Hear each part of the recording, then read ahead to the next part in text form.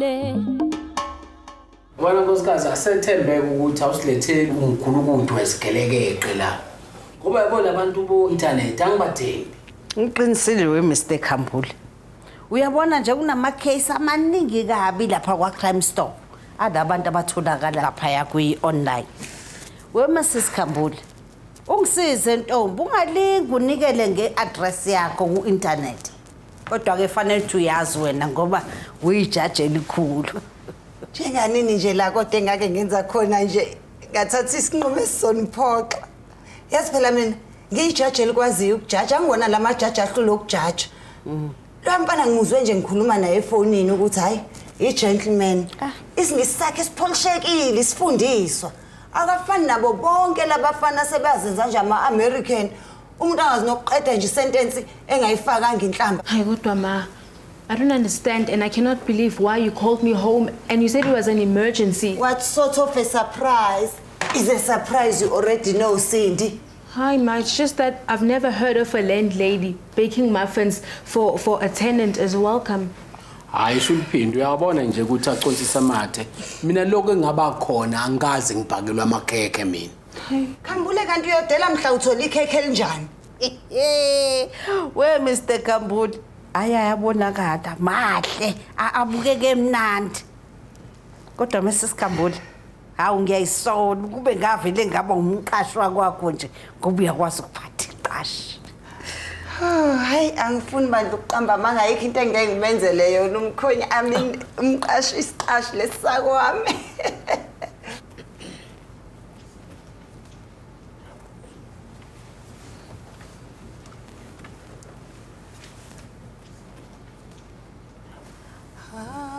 Makhi kanti ngisho usithola kahle lensiza njena.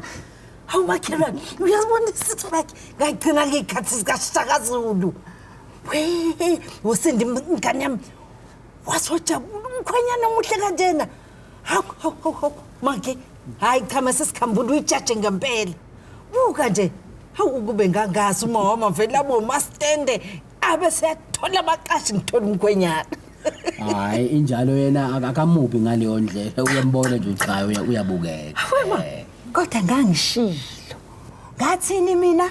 Nathini nina? Ngasho. Kunjani makunje? Ngangimtshelile ngathi uSindi uyoshada noSola kahle lensizwa. Washo makelwane. Hayi, phela mina ngiyakwazi ukujaja. Uyazi mina umuntu ngimuzwa nje sisakhuluma efonini ukuthi nje hayi umlungu omnyama.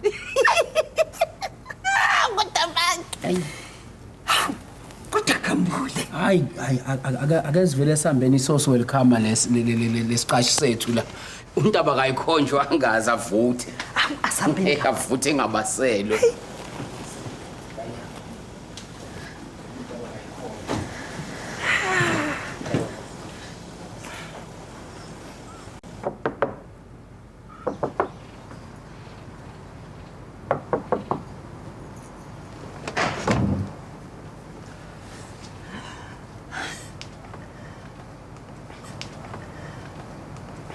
Justice.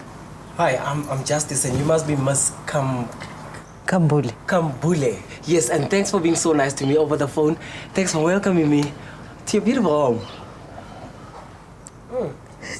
Nice cookies. Can you get your helpers to help me with my bag? Thank you. Hi. You good?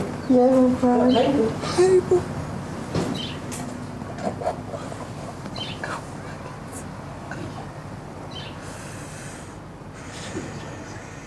KwaKhambule. Uyazi nje webaba angakholwa namanje ukuthi ngidlalele sasiduphunga somfana.